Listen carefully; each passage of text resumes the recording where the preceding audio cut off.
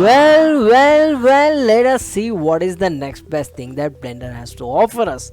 With that being said and done, I have created a cube. I will go to texture paint workspace, and here we have this awesome thing and the cube with a pinkish look on it because it doesn't has any texture on it. So what we need to do is we need to go to the active tool. By default the active tool is open over here, and here if I click on this thing, you see there are missing materials and textures detected, which means that we need a material and a texture to be placed over here. So for that to happen, we need to go to this no textures option and click on this plus button, and if you click on the plus button you get this base color. If you click on this, I will give this a blue color, blue, and color dark blue over here, and click OK. So the complete object is engulfed in the blue color. So what has actually happened behind the scene is that if I go to shadings workspace, here Blender has selected this object, given it a principal BSDF material, and in that it has given a blue named, which I have named it texture. And if I remove this, it's going to go back to this default color. For that to appear, sometimes we have to change the workspace and it will get updated. We have given it a blue texture over here, and go back to the texture paint, and now what we can do is we can just paint on it. We can paint from wherever we are seeing. Actually, if we keep the cube something like this and try to paint it, it's going to paint something like this. So make sure that you are painting by keeping the view exactly where you are seeing it from. So that's how this this base color works. And now I don't want this texture, I want a new color, and I don't want this, I want to delete this. So there is no minus button over here, but there is one way to do that, is going to the shading workspace, and here we need to select this texture and hit on delete, and it will get deleted. So come back over here, give it a base color, and this time I will be giving it a lime green color, a little bit darker. And okay, so that I could show you what are the maps which will be available when we will be going further into the video. So here if I click on plus button, now before clicking on plus button we need to know three important things. One is color. To change the color, you can mouse scroll wheel over here, you can click on this color and change the color from over here, whichever color you want, or you can right click over here anywhere in this window and change the color, or you can also go over here and select the color whichever you want. The second thing is, if we want to change the radius of the brush, the size of the brush, you can change it from here, or you can tap F on the keyboard and move the mouse to set the size of the brush. I'm tapping F and reducing the size of the brush. And to change the strength of the brush, for those who are from Photoshop background, it defines the opacity of the brush. For those who are not from the background of Photoshop, it defines the intensity of the brush, how dark the brush is. For that to happen, shift F and you can move the mouse. It is going to show you how light or how bright the paint is going to be. So I am going to keep it on strength 1. So that's it for this, and then we will be seeing further. So there is specular map, roughness map, metallic map. Let me show you what all these maps are. Let me go to initially metallic map, and here let me name it metallic, and the color is going to be black. Why, we will be knowing in a moment. And the width and height is defining the size of the texture. Alpha If the texture is going to have alpha, means transparency, as a channel, how do you want the texture to be generated? Is it going to be a blank or a UV grid or a color grid? We are not interested in that. I am interested in blank. And 32-bit float, this is useful if you take this texture into another software like Photoshop or GIMP or Krita and try to change the colors. We need more color information, so for that this 32-bit float point is useful. Currently I don't use it, so I will go on and click on OK. So suddenly the green cube turns to black, and if I click on green, it's there, it hasn't gone. It is just that it is showing me the preview of this material.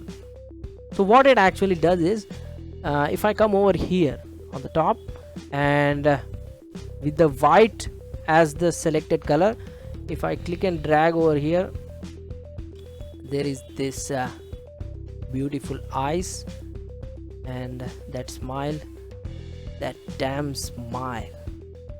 Oh yeah.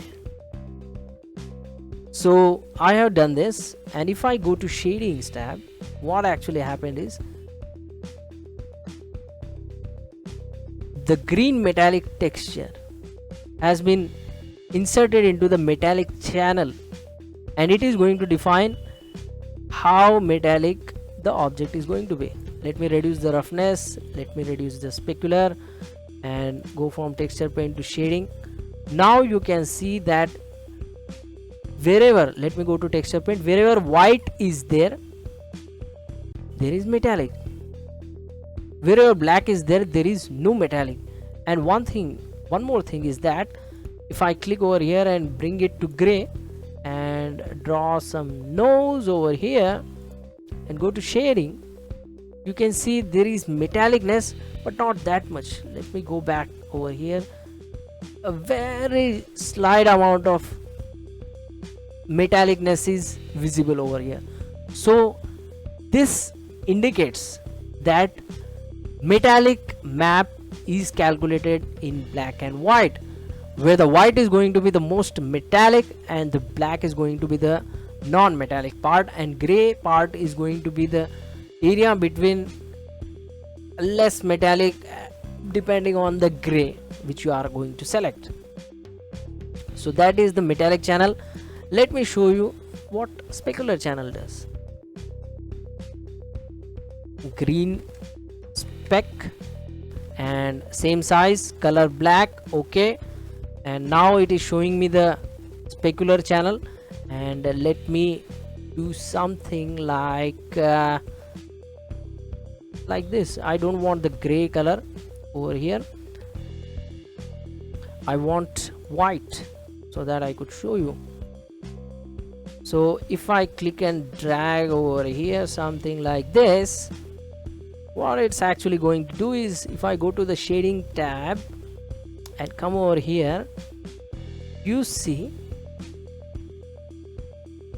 wherever I have painted white, that part is going to be specular, and wherever I haven't painted white, that part is going to be rough. So this is how the specular map works. So we will go down to the next option, which is roughness, and green roughness, GREN ROUGH, rough, and okay.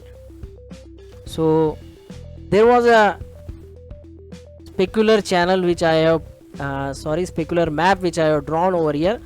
Why don't I go and roughen it up a little bit?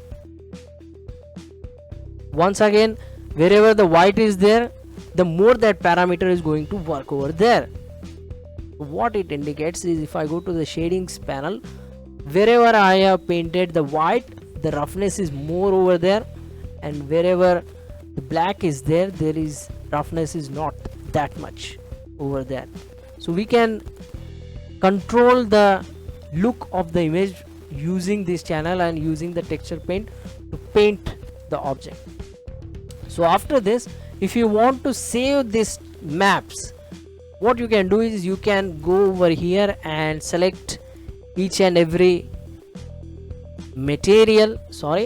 each and every map and save it.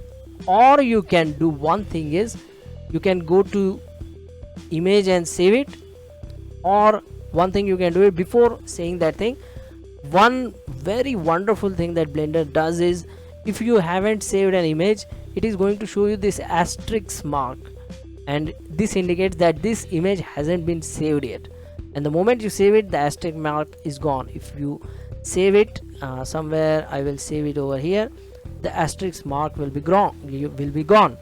And if you want to save all the maps at one time, you can click on this save all images.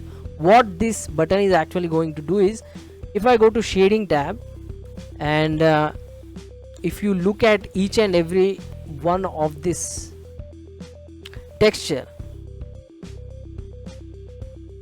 you can see that there is this folder icon. It is rerouting somewhere. It is somewhere in the RAM in the computer. This file is being saved over there. But if you come over here and save all the images, the icon design will be changed, which indicates that this texture is connected now with the cube, and wherever you take this cube, these textures will be coming with it. It has been packed with the object. Now, regarding the normal bump and displacement, if you want to learn about this, you need to go on the Patreon channel. Links will be given in the description. From there you can support this channel and support me personally. And if you want to personally support me, you can also go on Google Pay, Phone Pay, Paytm. Phone number will be given in the description. From there you can donate your money. And if you can't do that, at least see all the videos, all the ads which are following on these videos completely, so that the revenue which is generated from there will be gone into the research of Blender and this awesome software. So with that being said and done, try to see it, learn it, understand it. I will see you in the next video.